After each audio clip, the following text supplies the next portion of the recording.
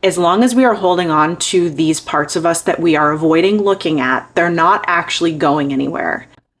Well, it is time. We are going to talk about shadow work today. Honestly, I'm not sure why we haven't talked about it yet in a full video. It is one of the most significant aspects of my personal growth and my journey. And that's why it's so important that we talk about it today, because really it's still all in the shadow when we avoid it. So let's not avoid it any longer. If you are new here, my name is Amy. I'm so happy to have you here with me. And if you've been here before, thank you so much for coming back here with me. I just love this space and this community so much. Please say a hello in the comments so that I know you're here with me. And let's get to our video. Okay, shadow work. Today I'm going to share with you what my experience has been with my own shadow work. And every one of our journeys is unique to each of us. And it's meant to be, because we're all different. But a lot of the awareness that I've gained to seeing my own aspects of shadow has been by hearing other people share about their experience. And it's also really helped normalize the parts of me that I've carried too much shame around that I haven't wanted to look at. And so that is a huge reason why I'm sharing this with you today. Another reason is because, you know what? As long as we are holding on to these parts of us that we are avoiding looking at, they're not actually going anywhere. They are dense, heavy energies and emotions that we carry within us, and they block us. We can do all of the meditation and energy work, retreats, all of it as much as we want. But if we're not actually looking at the stuff that is heavy, that is blocking us, that doesn't feel good, whatever it is you want to avoid, you are only going to be able to go so far with all of those other things that feel good. As many of you know, I am sober. I don't drink anymore. I didn't think that was going to be a big deal for me, but it ended up being the most pivotal shift of my whole life. One of the reasons it was so pivotal for me is because when I actually stopped drinking, I felt worse. And I realized that there were so many things about me that I was avoiding and that I didn't know I was avoiding. And so I started to feel worse because I now had to kind of navigate and sort through all of this. And I wasn't using things outside of me any longer to kind of just ignore it and avoid it. Thankfully, yes, I have felt better and better since all of this. But initially it didn't feel so good. Whatever it looks like for you, whatever that catalyst is, whatever that moment is, and maybe it feels big and maybe it feels subtle. When you start to actually become willing to say, I don't want to feel this way anymore. Or maybe you don't feel that bad, but you just don't really feel anything. You feel disconnected or you feel complacent. That was very much me before I stopped drinking. I really just felt numb. I wouldn't be sitting here with you today or creating meditations or doing energy healing or doing anything like that to the extent that I do and with the authenticity and clarity that I do if I hadn't done this hard shadow work. But to be honest, it's not that hard once you actually become willing to do it. It's the anticipation and the avoidance that we all live in that actually feels worse. This space of avoidance is the worst part of it. And shame is one of the heaviest emotions that we can carry, one of the biggest blocks when we continue to go back to these feelings and emotions, making ourselves feel even worse every time a memory comes up. That is not serving you. You don't need to keep punishing yourself or condemning yourself. I think a really great way to start recognizing where your shadow work is to start noticing the areas in your life or your emotions or your behaviors that you would like to avoid. When a feeling comes up and it doesn't feel that good and you do something else to avoid it, to distract yourself, or perhaps you feel triggered or you're around a person and they really bother you and this leads to resentment. And if you are actively aware of what your resentments are, this is also a huge key. And if you're not, or either way, a really good activity is to sit down and write out every person that you are mad at and every experience or situation. It doesn't always have to be people, but write down all of those things that really bother you. And you can say whatever you need to say about every one of them and all of the reasons why. This is going to start to show you what is hiding, what you are avoiding. because the next aspect of this is to start to notice what your part was in each of these moments, okay?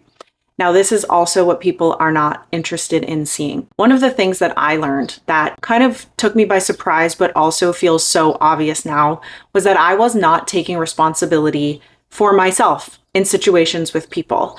I was not speaking up for myself. I didn't have boundaries. I was not showing up from a place that was clear and confident and healthy.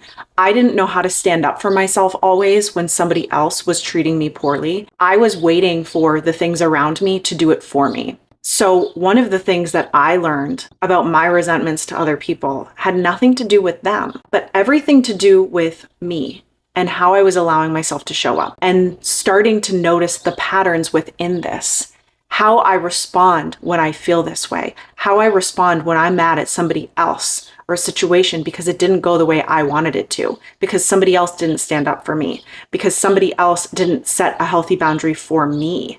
And because I didn't like somebody else's healthy boundaries simply because I didn't know how to create them myself. The opposite of our shadow is the light. Where are you already letting the light in? Where are the areas that you're avoiding? It feels like this is going to be so much work, but when you go and look at it, you are bringing light into it. You are dissolving the shadow. You are dissolving the heavy, dense energies. That is what this is all about. That is what evolution and being more conscious is.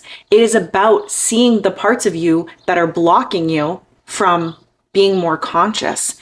It is your unconscious behaviors, your unconscious reactions and emotions, because it's always what you've done. It's always what you've seen. It's what the people around you are doing. When you start to lean in to becoming more self-aware and more conscious, it is taking responsibility for the things that you don't want to look at, the behaviors that are not ideal or you've outgrown, but you haven't actually done anything about. Or perhaps you're still blaming your childhood or your parents or the people around you or the people you work with. You're blaming the situations around you, or you're making excuses for your behavior that you'll start tomorrow, you'll do it tomorrow, look at this tomorrow.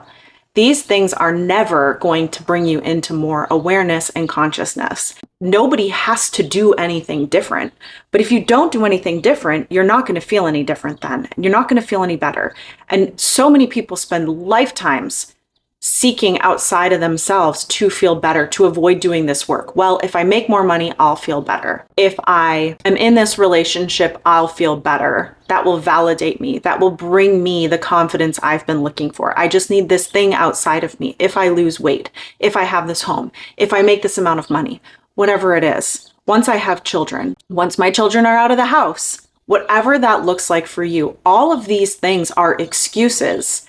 And you're never actually going to get to a place that feels more connected if you do not also have awareness and you're not willing to say, okay, I am willing to look at this. I am willing to take responsibility.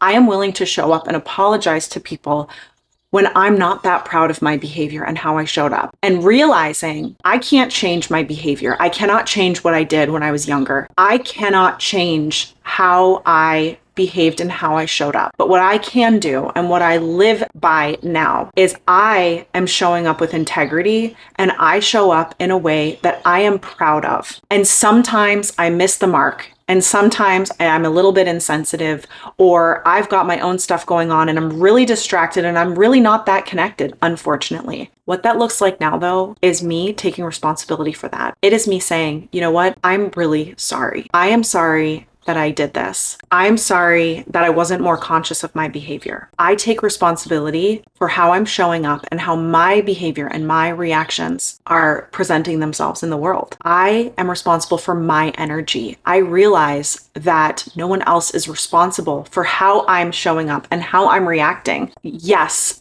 I might realize that I am really not in a good place, and that happens still. It's not about if we have good or bad emotions or feelings. It's about how we're responding to them and how we're responding to the world around us. I still have really hard days. I have days where I am very triggered by things. But what I do differently now, and one of the number one things, is I remove myself. I just say, you know what? I need to leave. I need to go home. I need to get off the call, whatever that looks like. Or if I can't completely leave, I'm going to go take a break. I'm going to go and put my hand on my heart and take a few deep breaths and remind myself of what it feels like to feel connected. I want to be conscious. I want to live from a place that is from my soul, that is inspiring the people around me, that is at least at minimum kind and gentle. And that is not creating any negative energies or feelings for the people and places and experiences around me. But I could not do that, and I cannot do that still. It's a journey. This isn't a one-time thing. I cannot do that if I am not responsible for my behavior and how I'm showing up. And this is where the shadow aspects of ourselves live. It is what we are avoiding. It's what we don't want to apologize for, or we don't want to take responsibility for. If you're somebody who is holding on to your disappointments, if you are holding on to the mean things people have said to you, or the moments that just really felt so embarrassing or shameful, and for some, it's how other people behaved around you and how that made you feel. And for others, it's a lot of shame around what you did. Either way, getting to the root of it is the same. It's the same for each of us, because at the end of the day, it's all about our heart and our soul and our ego and what our ego is holding on to. If you are someone who is holding on to patterns, to these repeated experiences, your disappointment in others, your feelings of resentment, they are yours. You're carrying them still. You are still holding on to them. That is your ego. And our egos want to hold on to it because we don't want to feel like we are saying that somebody else treating us away is okay. What we need to realize is that we're not responsible for how anybody else shows up. And most of the time, other people's behavior toward us has nothing to do with us. It's not actually personal. It's how they're responding from their place of consciousness and awareness. Are they navigating the world from a place of their ego or identifying as a victim? If so, that's not going to feel good for anybody around them. All you can do is realize your part in everything. What is your side of the street? You're not responsible for somebody else's side of the street or for their lawn or for their home. You're responsible for yours. So when you are holding on to these aspects, it is your ego needing to be right, needing to be worthy, needing to be seen and important and special. But the thing is that you are already all of these things, and you are going to be able to feel them and embrace them so much more if you are leading from your heart and letting it all go. Holding on to these things is not actually serving you, and it's not serving anybody else. You can let this go by becoming aware of yourself and seeing yourself, seeing these moments as a mirror. This is a mirror for you to see you. This isn't a mirror for you to see them. What you hold on to is your own choice. The suffering that you carry is your choice. It does not mean that what happened to you is okay. It means that you're making a conscious or unconscious choice of what you are holding on to, but it is still your choice. Are you choosing to find peace in your heart by letting it go and not allowing other people to affect you so much? Or are you making an unconscious choice to hold on to it? When you look at these aspects of you and your part in this and your responsibility, that's the shadow work. That's the stuff you want to avoid. It's easier to blame them. It's easier to say, well, they did me wrong. It's easier to say, I never was able to do this thing because of these circumstances, because of these things in my life, and I'm very upset that I still haven't attained these goals or had these experiences. At the end of the day, it all comes down to you standing in your center, being conscious, saying, I am willing to see myself. I am willing to look at this. And as you start to do that, you lighten. All of this starts to dissolve because it's not what you're holding on to and carrying anymore. And you start to connect deeper to the things around you.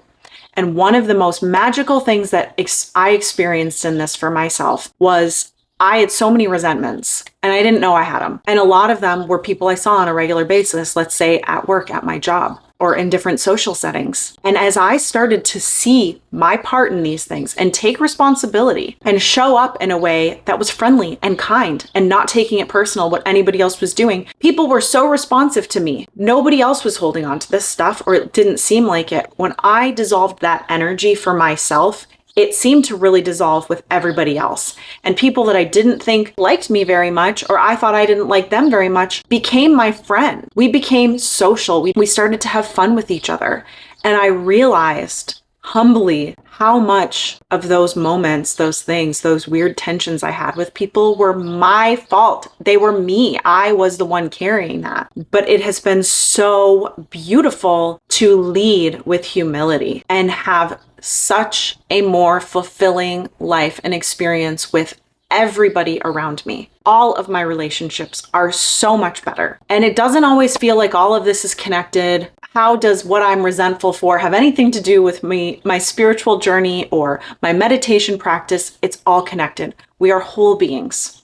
How we do one thing is how we do everything. If you are not able to connect with yourself, you're not going to connect that deeply in a meditation.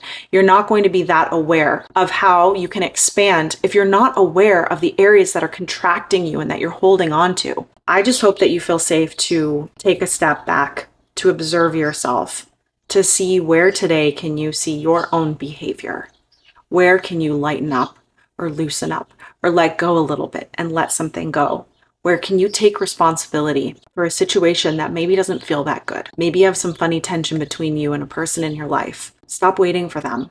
Stop waiting for the other person to show up. How are you going to show up today? How are you going to show up for yourself and everybody around you? Your life and how you feel is a reflection of how you are showing up and how conscious you are and how willing you are to see every part of you. This is the tough stuff. This is the work. But I have been doing this work now, consciously doing this work for almost 10 years now. And my life gets better every single year. I am more tuned in, more aware of myself, more conscious of me and my behavior. Every one of my experiences is so much more fulfilling and meaningful than they ever were before. And really, it doesn't matter what I say. It's about having that experience yourself and simply being willing. And I know that if you are here and you are still watching this, your soul has led you to this. You are ready. You are able to hear this. And that means you are letting more of that light in and allowing it to dissolve. Someone who's not ready is not going to be able to hear this the same way. I couldn't always. I wouldn't have been able to relate to it at all. If there's a part of you that is just really feeling drawn or pulled to this, that's your answer. That's your clue. That's your next step. And maybe your step after this is to simply just start paying more attention. Or maybe it's to sit down and actually write out what are all the things you're mad about and start to see the patterns in that and start to see the ways that you could show up and take a little more responsibility and be a little more conscious and aware of yourself. And I promise you, you will start to feel better. You will start to be more connected. You will deepen that connection. You will deepen feeling better, whatever that is for you. Keep focusing on expansion, keep focusing on your willingness to deepen that consciousness, and that is exactly what will continue to unfold for you. Thank you so much for being here and just sharing this space with me. It means so much, and honestly, it feels so humbling and like such an honor to have gone through everything I've gone through and to be able to share it in a space like this with the hope that perhaps it will help just one person find a little relief themselves in their own lives, because it has been other people sharing their stories and their experiences that have helped me as well. And so it is a way of giving back and connecting and creating a community of like-minded people and just having a space that feels safe for each of us to say, oh my gosh, me too. If you haven't already, please consider subscribing to my channel, and I will talk to you next time. Bye.